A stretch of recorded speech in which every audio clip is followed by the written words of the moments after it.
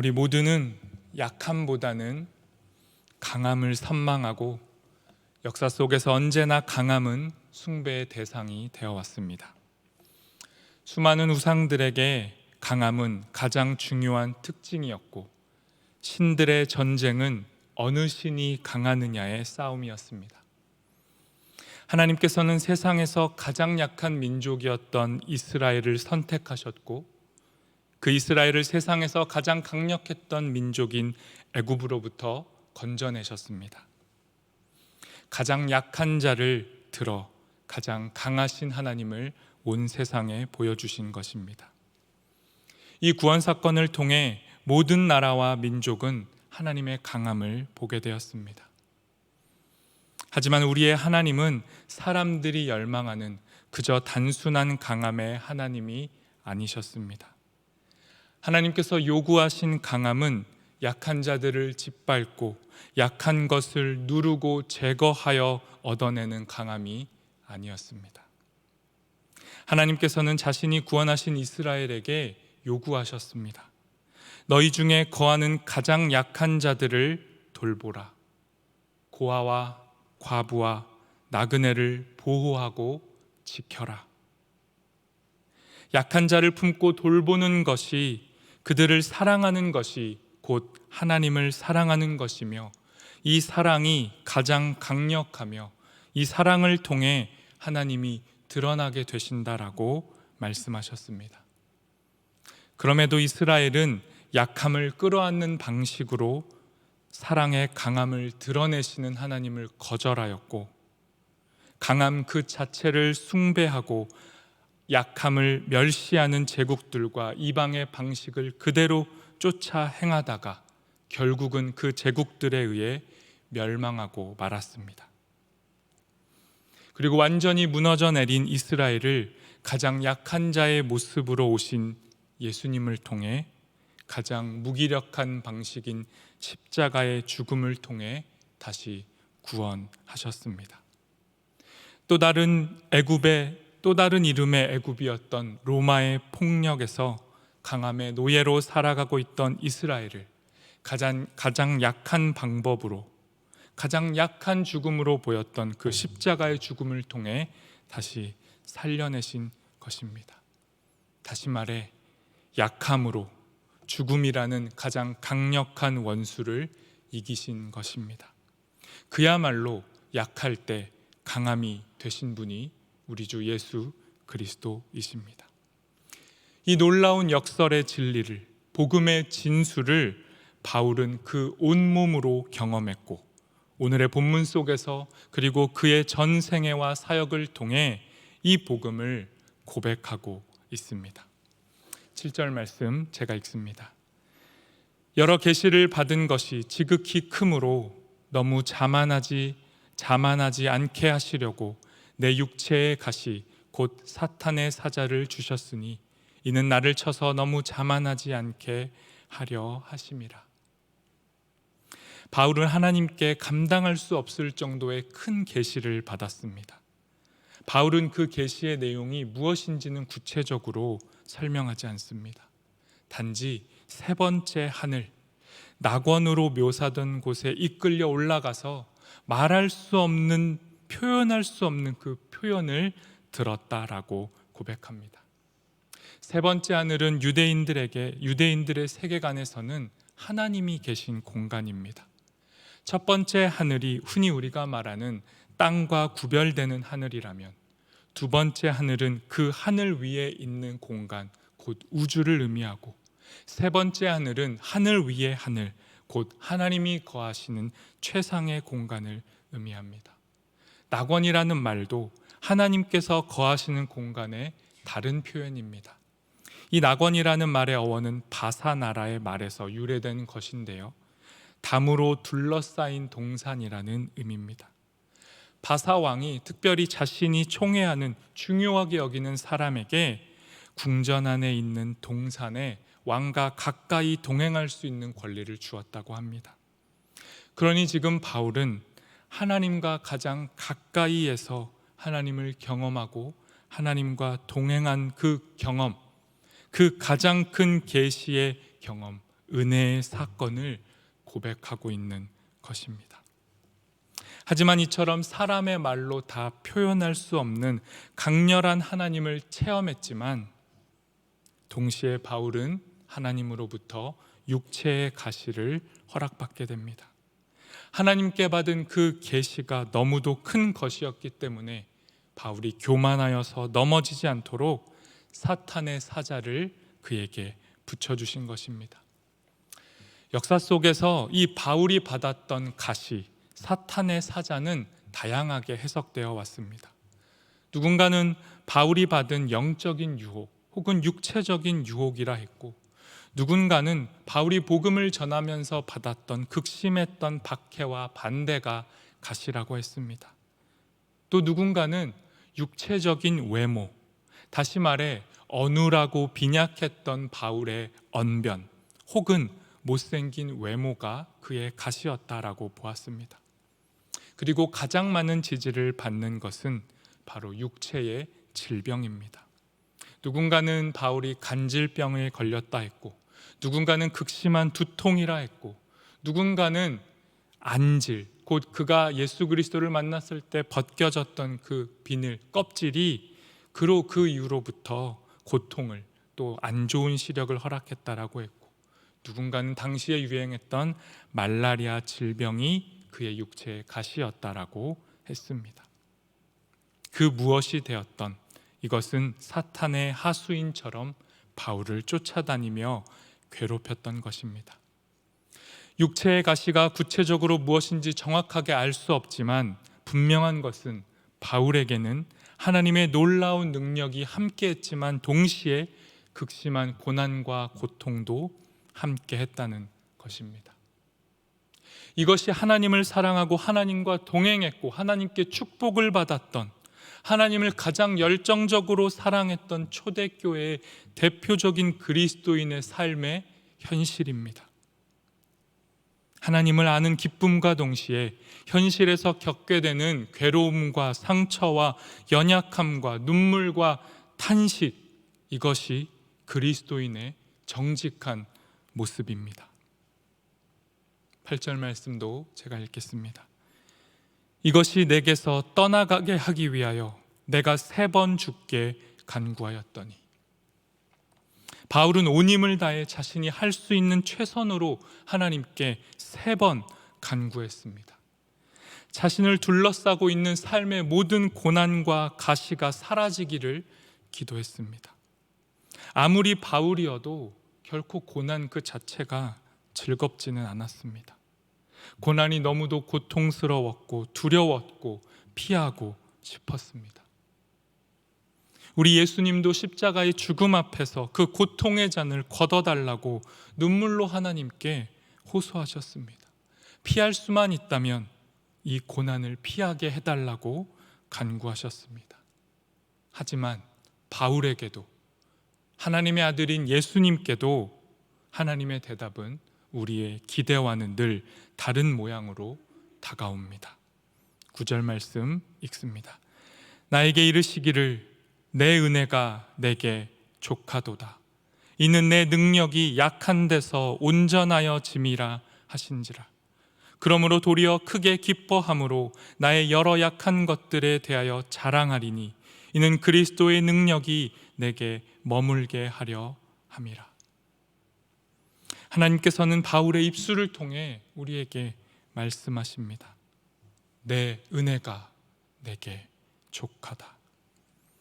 바울이 자신의 전 생애를 걸고 외쳤던 가장 근원적인 핵심 진리, 복음 중에 복음이 바로 하나님의 은혜입니다. 우리는 고난 없는 은혜, 고통 없는 능력을 원하지만 하나님의 은혜는 고난을 통해 온전하여 지는 은혜입니다. 고난을 통과해야만 누리는 은혜입니다. 고난을 생략하는 은혜가 아니라 약함에서 온전함으로 나아가는 은혜입니다. 이것이 우리가 기대하는 것과 다른 하나님의 은혜입니다. 약함과 약점과 고난은 도리어 하나님께로 더 가까이 나아가는 선한 도구가 되어 우리의 삶을 풍성하게 하고 마침내 진실로 강하게 만듭니다. 바울은 자신이 약할 때 하나님이 얼마나 더욱 강하게 드러나시는지를 계속해서 경험하였습니다. 그래서 마침내 자신의 약함을 부끄러워하지 않고 더 이상 고쳐달라고 기도하지 않고 기뻐하게 됩니다. 약함이야말로 그리스도의 능력이 자신 안에 머무는 통로가 됨을 깨달은 바울은 더 나아가 약함을 자랑합니다. 10절 말씀입니다. 그러므로 내가 그리스도를 위하여 약한 것들과 능욕과 궁핍과 박해와 곤고를 기뻐하노니 이는 내가 약한 그때에 강함이라. 그리스도를 위하여 자신이 받는 능욕과 배고픔과 박해와 고난이 영광스럽지 않은 치욕이 아니라 도리어 그리스도의 영광을 드높이는 선한 도구이며 통로라는 사실을 바울은 깨닫고 자신의 약함을 기뻐하고 자랑합니다. 이전에 자신의 자랑이요 힘이라 여겼던 그 모든 것들은 배설물로 여기고 자신의 껍데기를 벗고 가장 연약한 벌거벗은 모습을 부끄러워하지 않고 기쁨으로 자랑한 것입니다. 바울이 우리에게 들려주는 복음은 우리의 기대와 생각과는 이처럼 다릅니다. 예수님을 잘 믿고 철저하게 따라가면 부유해지고 강해지는 것이 아니라 누구보다 약해지고 고통스럽다라고 말합니다. 하지만 그 연약함을 통해 하나님의 강하심이 이 땅에 드러나게 된다고 우리에게 말씀합니다. 약함으로 세상의 모든 강함을 꺾으시는 하나님, 약한 자들을 통해 강한 자들을 부끄럽게 하시는 하나님, 가장 어리고 약한 어린 양의 모습으로 세상의 모든 악을 심판하시는 하나님, 약할 때 강함 되시는 하나님이 우리의 하나님입니다. 그러니 여러분, 우리의 약함을 자랑하시기 바랍니다. 우리의 부족함, 우리의 못난 모습, 유혹에 쉽게 흔들리고 넘어지는 것, 치유되지 않는 육체의 질병, 경제적인 가난과 궁핍, 아무리 기도해도 응답되지 않는 기도 제목, 그리스도를 위해 받는 모든 모욕과 수치와 억울함과 이 모든 연약함이 우리의 부끄러움이 아니라, 우리의 약점이 아니라 그리스도를 위한 우리의 자랑이며 기쁨임을 고백하시기 바랍니다. 우리의 모든 연약함보다 하나님의 은혜가 더욱 큽니다. 이 시간 함께 약할 때 강함 대신에 찬양하겠습니다.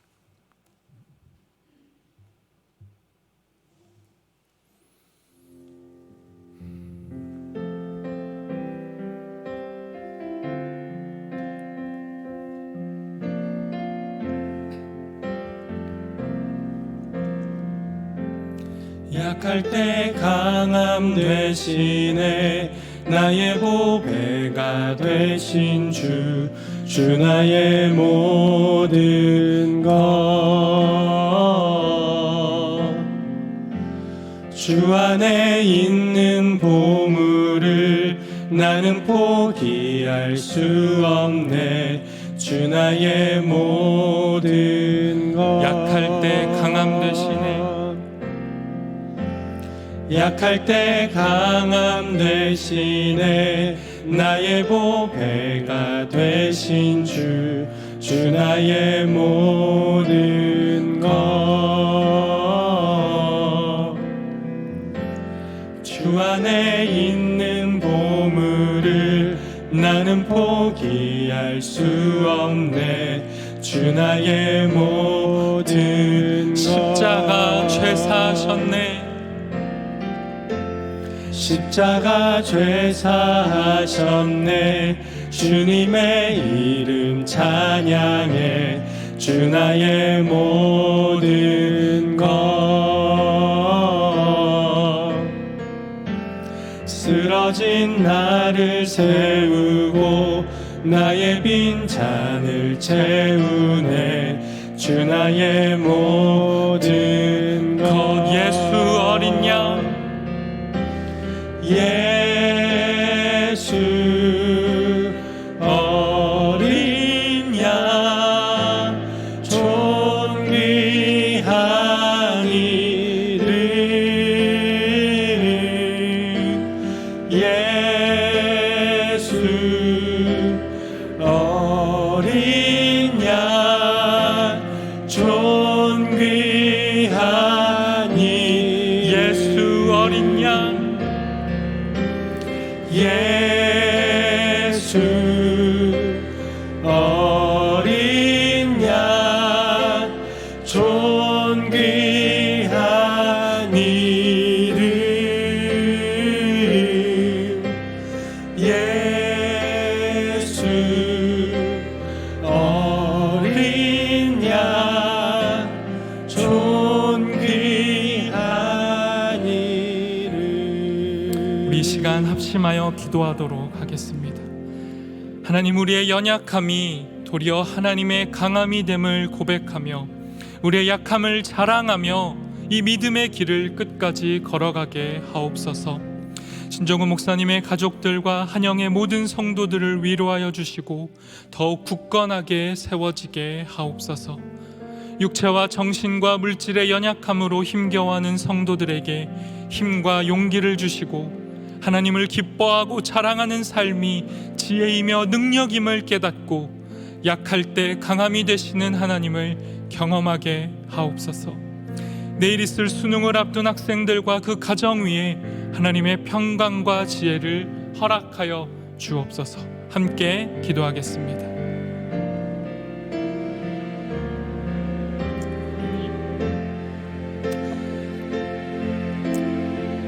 하나님, 우리는 고난 없는 은혜를 간구합니다. 하나님, 우리는 고통이 수치스럽고 부끄럽습니다. 하나님, 고난의 자리에 있는 것이 너무나도 부끄러운 게 우리입니다. 그러나 하나님, 우리의 고난을 감추지 마시고 도리어 우리의 고난을 통해 하나님의 강함을 보여주십시오. 세상은 연약한 자를 조롱하고 약한 자를 무시하고 약한 자의 그 약함을 끝까지 추적하고 비웃지만 하나님, 우리의 약함은 마침내 하나님의 강함이 되어 세상의 모든 강함을 도리어 심판하고 하나님의 강함이 드러나는 통로가 될 수 있도록 우리 모든 이들의 약함을 사용하여 주시옵소서. 하나님, 교회의 연약함이 교회의 강함이 되게 하여 주십시오. 우리 교회가 겪고 있는 지금의 연약함이 우리 모두를 위로하는 통로가 되게 도와 주시옵소서. 신정우 목사님의 가족과 한영의 모든 성도들이 이 연약함을 통과하고 이 고난을 통과하여 강함이 되는 귀한 은혜가 우리에게 임하도록 함께하여 주시옵소서. 육신과 정신과 물질의 연약함을 호소하고 있는 성도들, 하나님, 고통 속에서 울고 있는 자들에게 하나님을 기뻐하고 하나님을 자랑할 수 있는 진실로 복음의 지혜와 능력이 임할 수 있도록, 약할 때 강함 되도록 주님의 은혜가 충분하다라는 이 진리가 우리의 삶의 자리에 선포되도록 우리와 함께하여 주시옵소서.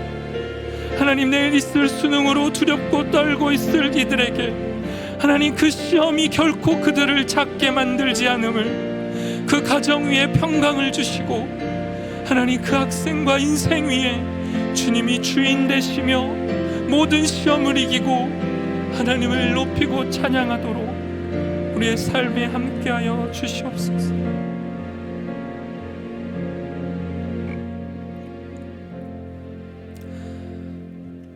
하나님, 우리는 우리의 연약함이 너무도 싫습니다.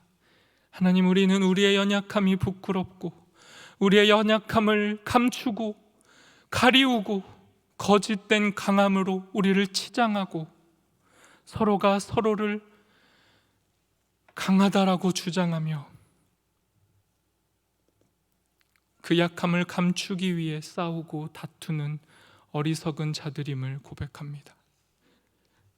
주님, 이 시간 말씀으로 우리를 지배하시고 말씀으로 우리를 다스리셔서 우리의 약함이 하나님의 강함이 됨을,